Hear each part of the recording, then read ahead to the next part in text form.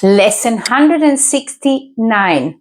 By grace I live, by grace I am released. Welcome to the Qigong support for Course in Miracles students. I am Judith and you're at the Lucid Mind Center. How this is going to work today? First, we're just going to quickly connect to the central channel, to our higher self, become aware that our core self, our true self is actually deep within ourselves, anchored deep within our awareness of self. And then we're just going to relax our mind. Then we're going to read and contemplate the Qigong. Then we're going to read and contemplate the Course in Miracles lesson. And then after that, I'm going to guide you to a Qigong class, which is specifically suited for this Course in Miracles lesson. Before we start, please do me the favor and subscribe to this channel so more Course in Miracles students can find me, and let me know where you're watching from and how long you've been with the Course in Miracles. Your feedback matters to me. You must know that. I read every single one of those feedbacks. So come to the edge of your seat. Just put your hands on your knees for a moment, on your lap, and just relax. Become aware of that central channel. Just knock on the crown right above your ears, about this height, when the fingers are meeting. Right here, there is the crown of the head. This is kind of the central channel where it's coming in. It's coming right through your body, in front of the spine, and coming out at the perineum. And that is where the most yin spot in your body is. So this is the most yang spot, and this is the most yin spot. So you want to make a connection there. And become aware that during your human experience, this central channel is very meaningful, together with the three energy fields which are feeding to the three aspects of this human experience, which is the body, the mind, and the emotions. Knock there one more time. Inhale. Through the crown of your head, exhale. One more.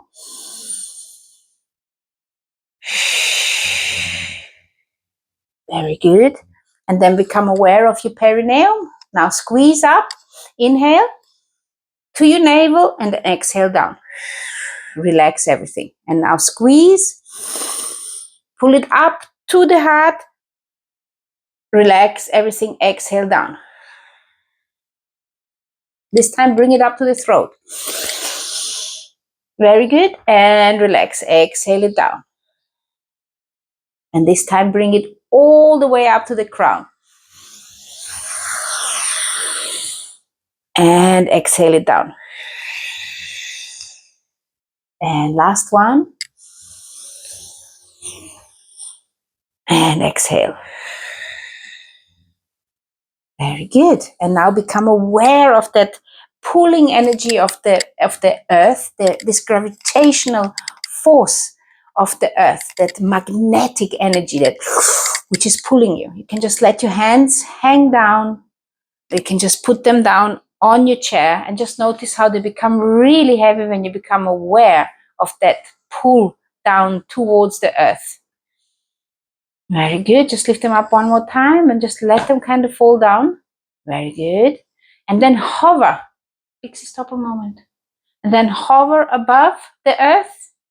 Notice the energy which is building up in your palms. The reason why you can feel something in your palms is because you're putting your attention into the palms. And as you're putting the attention into each one of your fingers, you're going to notice that the energy surge grows. Very good. And now pull this energy off the earth above your head. Mix it now with the heavenly force.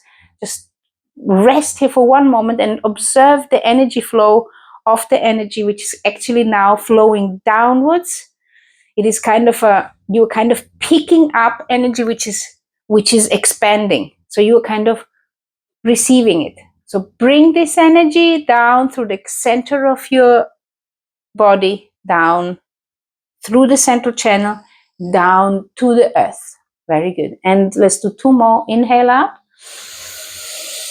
Hold, mix with the heavenly source, and now bring this yin-yang energy down through that central channel. Now, so this central channel is also called the Taiji pole, means the pole which is yin and yang. Yin, the earth, yang, the heaven. And as we're mixing it, we are bringing the yin-yang energy through our awareness, because the human expression really is a yin-yang force.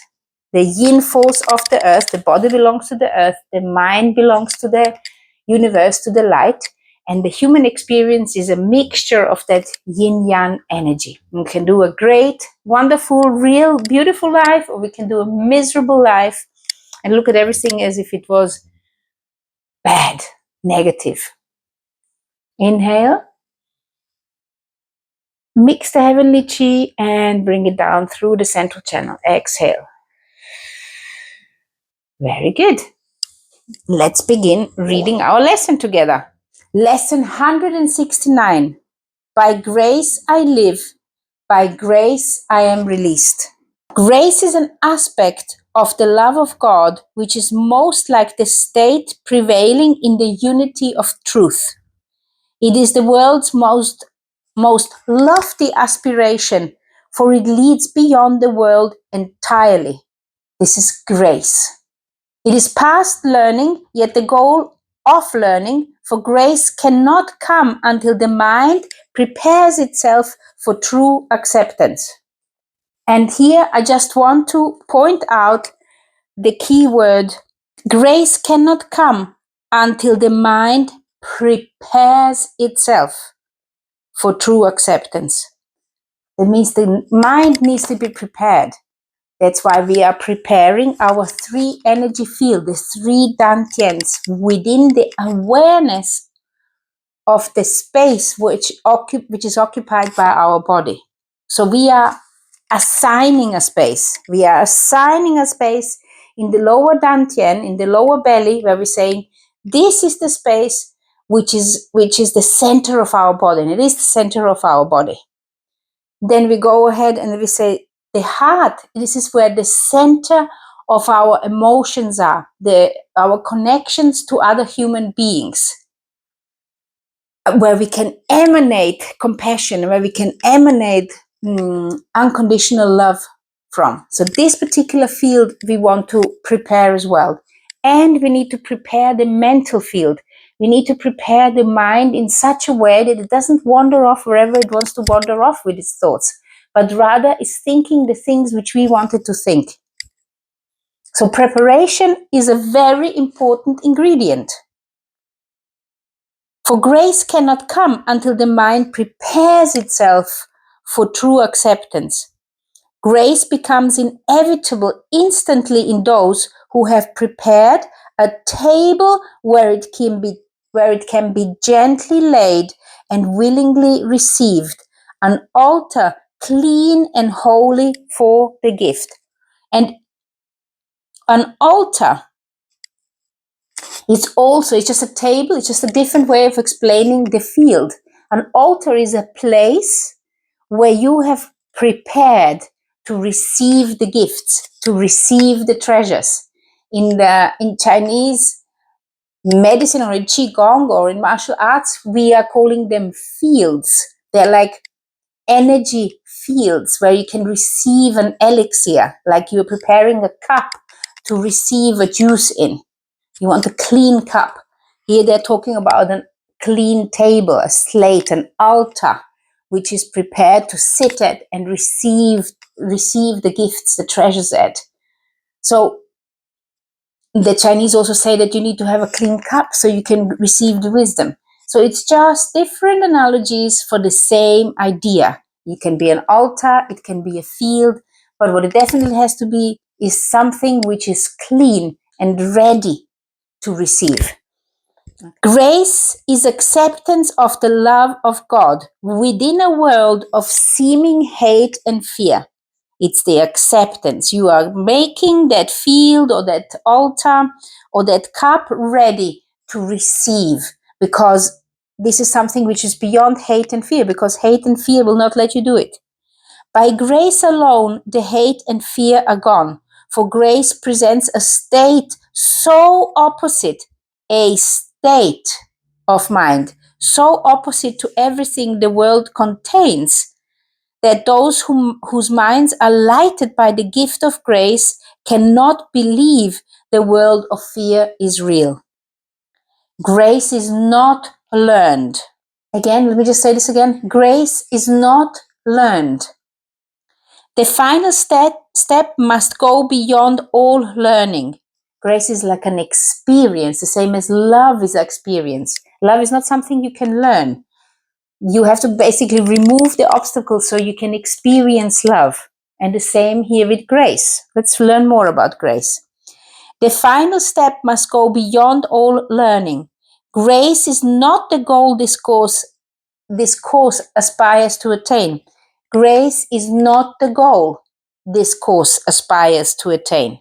Important. Yet we prepare for grace in that an open mind can hear the call to awaken. So let's repeat this again. Grace is the acceptance of love of God, ready to receive it. And it's not that you have to be deserving to receive it. That's not what it is. You have to claim it. You have to say, this is mine, and bring it in and say, I deserve the love of God. And even say it with me. I deserve the love of God, and then bring it in and observe how that feels different than if you say, please love me. Well, how do you feel when somebody says to you, please love me? Or somebody comes and hugs you and says, you are mine. You belong to me. You belong to me. The love of God. Yet we prepare for grace in that an open mind can hear the call to awaken. It is not shut tight against God's voice. It has become aware that there are things it does not know, and thus is ready to accept a state completely different from experience with which it is familiar at home. It's a new experience. We have perhaps appeared to contradict our statement that the revelation of the Father and the Son are as one has been already set. Let me repeat this. We have perhaps appeared to contradict our statement that the revelation of the Father and the Son as one has been already set.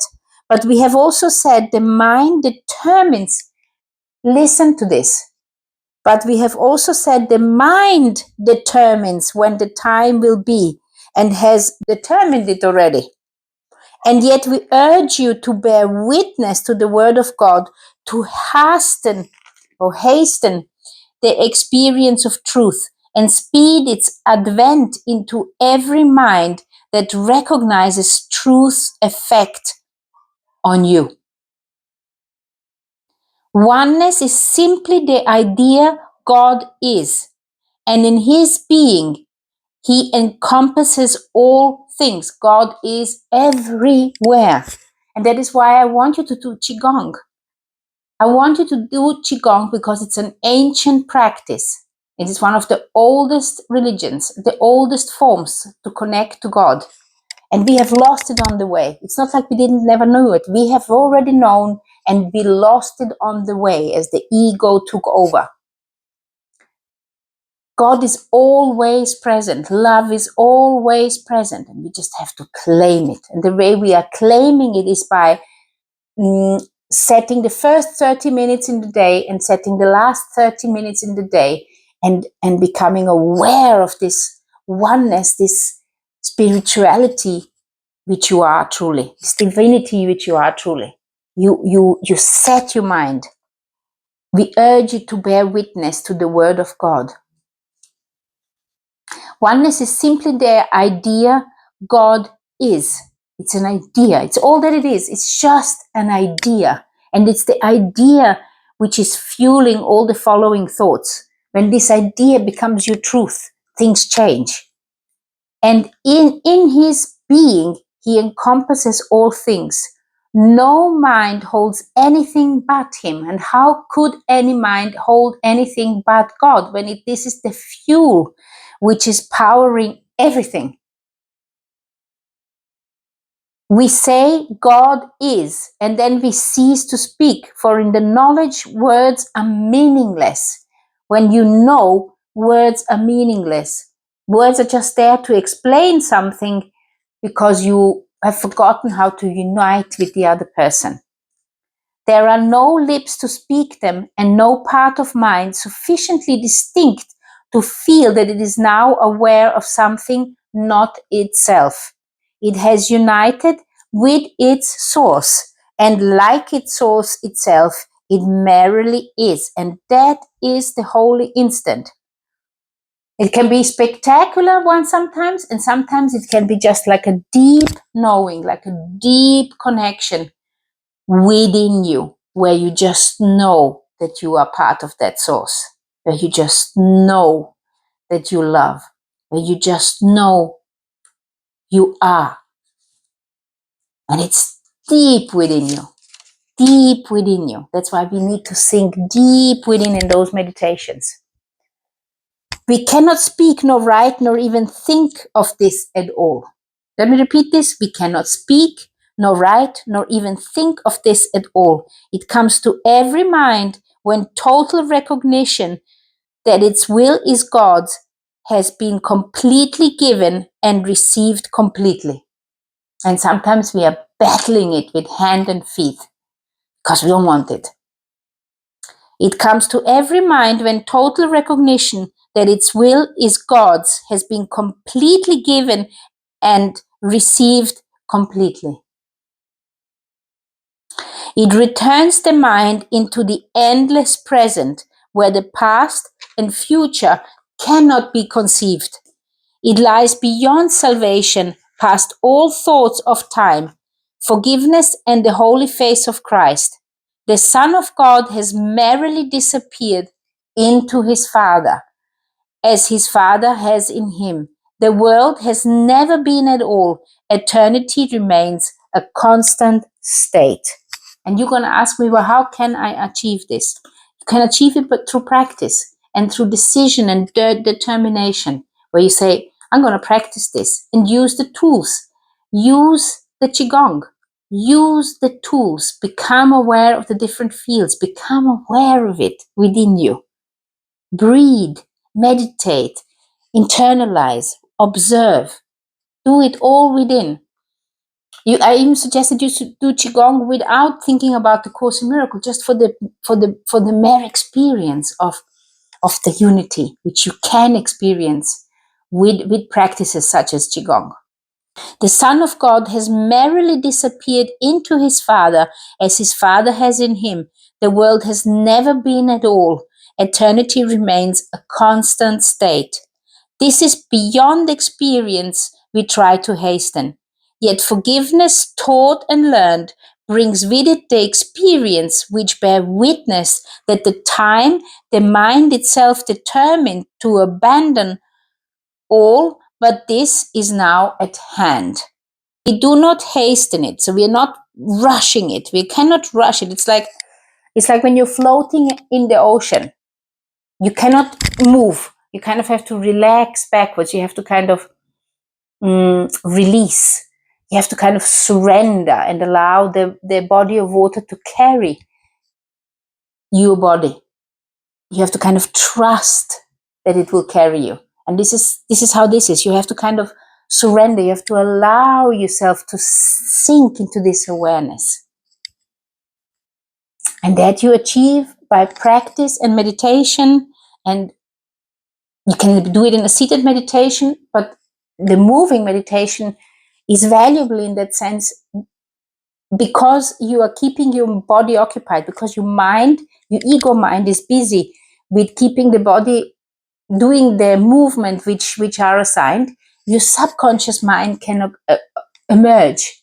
It can arise because your ego mind is busy with movement and breath and all these other kinds of things.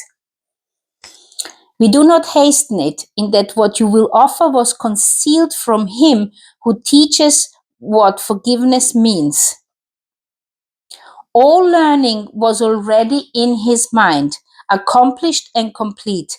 He recognized all that time holds and gave it to all minds that each one might determine from a point where time was ended when it is released to revelation and eternity.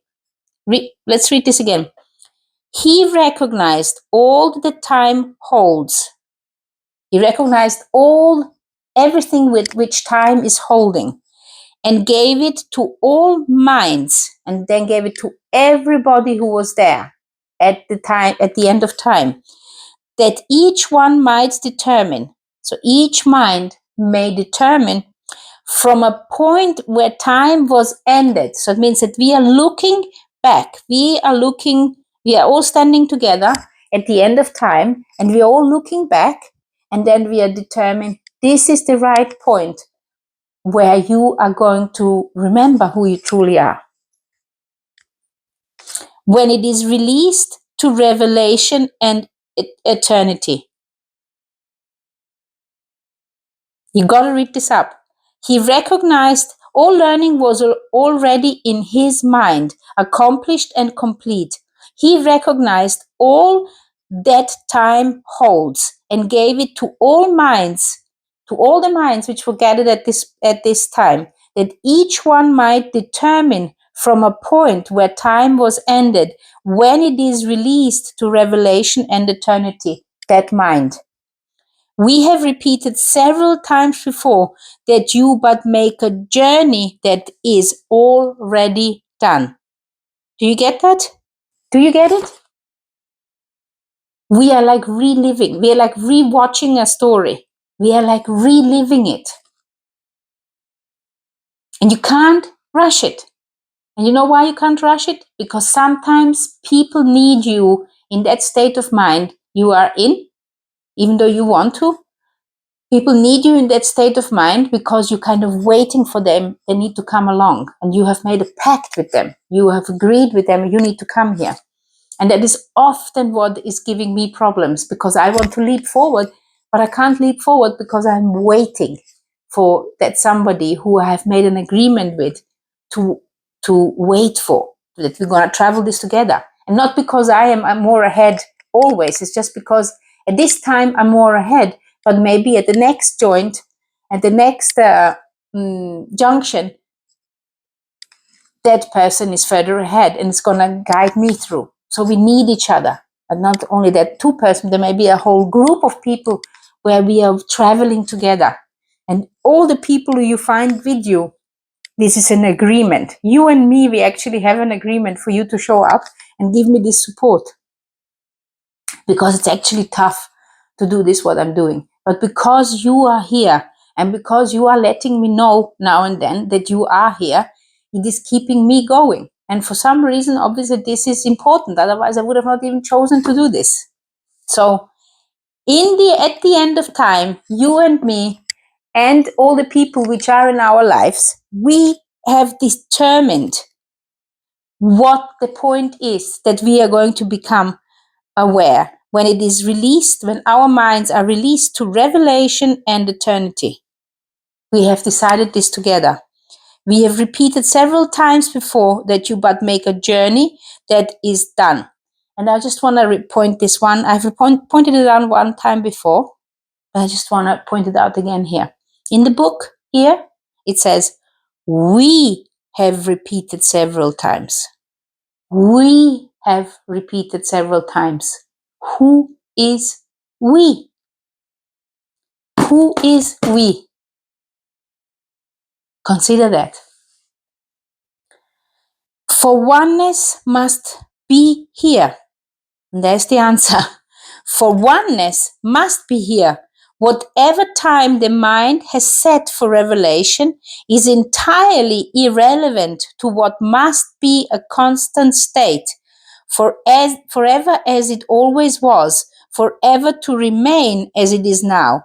We merely take part assigned take the path assigned long since and fully recognized as perfectly fulfilled by him who wrote salvation's script in his Creator's name and in the name of his Creator's Son. We merrily take the path assigned long since and fully recognized as perfectly fulfilled by him who wrote salvation's script in his Creator's name and in the name of his Creator's Son. There is no need to further clarify what no one in the world can understand. We cannot understand this because we only got our brain as a tool to understand things. And our brain is just simply limited. And there is a memory blockage. There is like a barrier between our brain and the true knowledge. It just doesn't work together. So we only got this particular brain as like a transmitter to perceive things. When revelation of your oneness comes, it will be known and fully understood. You will know it. And you will not be able to explain it to anybody. Now we have work to do for those in time can speak of things beyond and listen to words which explain what is to come is past already. Listen to me. And listen to words which explain what is to come is already in the past. Yet what meaning can the words convey to those who count the hours still and rise and work and go to sleep by them? This is exactly my frustration. This is exactly why I'm having this flu. It's because I cannot reconcile it. I cannot reconcile what my understanding here is scratching the surface. And then I'm getting this. So what is all my work for? Why am I getting so stressed all about? Well, I just need to lean back and wait for it.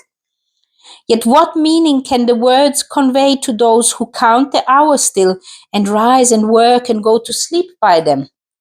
Suffice it then that you have work to do to play your part. The ending must remain obscure to you until your part is done. The ending must remain obscure to you until the part is done. It does not matter. Why? Because if you had a different kind of memory, if you would have had different kind of awareness, you would not be able to play your part. You gotta play your part. And the key is the acceptance. Once you accept this part, once I accept my part, and this is exactly what I have been battling now for the last week, especially with this flu as well, and also this coughing and all this dry cough, not being able to expulse it, not being able to get rid of it, not being able to express what I want to say, to share it even, because suddenly my throat dries up. It is this inacceptance of having to wait. Like, it's so unfair that I have to wait. Instead of recognizing, well, the reason you're not waiting, your presence matters. Your presence matters to the people who are involved with you. I mean, I'm dealing with people every single day, with my clients or the people who are working together with me, with colleagues, with my husband and children and so on. So I'm interacting with somebody all the time. And obviously, even if I'm not interacting with them all day long, I am having an impact on their life. I mean, they have contracted stuff with me. So I'm doing stuff with me. And you are with me. And I'm doing the Qigong as well. So there is people, I'm touching people every single day. And yet somehow I feel like my life is passing me by without me taking action. That's how sometimes crazy I can be. Suffice it then that you have work to do to play your part. And your part is whatever you're doing right now. That is your part. The ending must remain obscure to you until your part is done. It does not matter, for your part is still what all the rest depends on. This is like that one little cog in a watch, in that old watch, which we used to have with all the cogs and wheels and all those different things. If one of them is not working, the whole watch doesn't work. So your So your will, your part in this bigger picture matters. You matter. I matter. I just want to tell you, you matter to me because you're watching this. So that is already one, which is important, because that one number where I can see below viewed, or if you actually leave me a comment or a like, it matters to me. It matters to me whether I see 2 likes, 3 likes, or 15 likes. It matters to me because it keeps me going. So your time and attention matters to me. And then for sure there is other people who your presence matter to. Suffice it then that you have work to do to play your part. The ending must remain obscure to you until your part is done. It does not matter, for your part is still what all the rest depends on. As you take the role assigned to you and you accept that role, you say, okay, that's my role. Okay, that's what my role is. Salvation comes a little nearer each uncertain heart that does not beat as yet in tune with God. Let me just repeat this. This is so important. As you take your role assigned to you, so as you go into that supermarket and smile, salvation comes a little nearer each uncertain heart that does not beat as yet in tune with God, because you have taken on your role to smile in that supermarket. You have taken on your role to smile at your partner, at your child, to listen to them, to be kind, to give them grace. The lesson goes like this: by grace I live, by grace I am released. By grace I give, by grace I will release. Forgiveness is the central theme that runs through salvation, holding all its parts in meaningful relationships. The course it runs directed and its outcome sure. Please remember this. Forgiveness is the central theme. Forgiveness is grace. It's because you are overlooking whatever has happened. You're overlooking it and you say, doesn't matter. I know that you are the light of the world. And when the ego takes over, there is no grace, there is no forgiveness, there's only bitterness and revenge within you. Forgiveness is the central theme that runs throughout salvation, holding all its parts in meaningful relationships. The course it runs directed and its outcome sure. And now we ask for grace. And now we ask for grace. We ask for it. We say, I want that grace. The final gift salvation can bestow. Experience that grace provides will end in time. For grace foreshadows heaven, yet does not replace the thought of time, but for a little while. Experience that grace provides will end in time. For grace foreshadows heaven, yet does not replace the thought of time, but for a little while. The interval suffices. It is here that miracles are laid, in just that moment when you remember that grace, when you remember that timelessness. That's why you need to do this meditation at least once a day, twice a day. The course suggested in the beginning of this particular section that you should do minimum 5 minutes, but better would be 10 or 15, and even better would be if you do 30 minutes twice a day, giving it to yourself, remembering who you are. The interval suffices. It is here that miracles are laid, in that meditation, to be returned by you from holy instants you receive through grace in your experience to all who see the light that lingers in your face. What is the face of Christ but this, who went a moment into timelessness and brought a clear reflection of the unity he felt an instant back to bless the world? It is your job to bless the world. It is your job to lay the light on all the world. What is the face of Christ but this, who went a moment into timelessness. And how can you go into timelessness? Is by sinking deep within into this meditation and allowing yourself to remember who you truly are. So there's an instant of timelessness, and in that instant of timelessness, you lay the light on all the world, on all the other people who you can think of. Just lay it there, ready for them to pick it up when they are ready. How could you finally attain to it forever while a part of you remains outside, unknowing, unawakened, and in need of you as witness to the truth?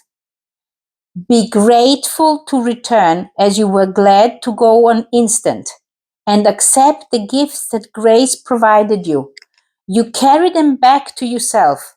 So what it means here is that when you return to this instant, when you allow yourself those moments of deep meditation, of deep contemplation, of deep connection, remembering that this source is in you, through you, penetrates every pore of your body, that your body is actually alive as well with billions of cells which are creating this body, which making it appear as it is appearing.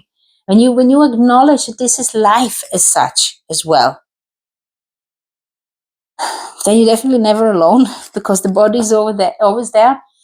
But if you just allow yourself to acknowledge that instant you are receiving the gifts, you are like bringing them back to yourself. Be grateful to return as you were glad to go on instant, and accept the gifts that grace provided you. You carry them back to yourself, and revelation stands not far behind. Its coming is ensured. We ask for grace and for experience that comes from grace. And then think to yourself, how would you express grace? Like this? Or like this? Or like this? How would you express grace? And then do it. We ask for grace and for experience that comes from grace. We welcome the release it offers everyone. We do not ask for the unaskable. We do not look beyond what grace can give. For this we can give in the grace that has been given us. Our learning goal today does not exceed this prayer. Yet in the world, what could be more than what we ask this day of Him who gives the grace we ask as it was given Him?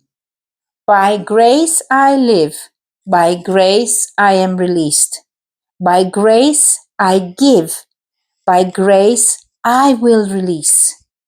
And grace really is an expression of forgiveness.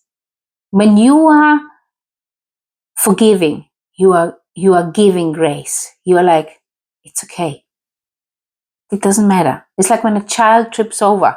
You don't scream at it. You just gracefully pick it up and say, knock off the dust and say, come on, nothing happened. That's grace. And when you can do that to an adult human being who's maybe a little bit silly, that is grace. And sometimes it's difficult. And sometimes it's easy. And when it's easy, that is when you are bringing those gifts back to you and when you are giving that grace to the other person. And each time you become a little bit better at it. Each time you become a little bit better at it.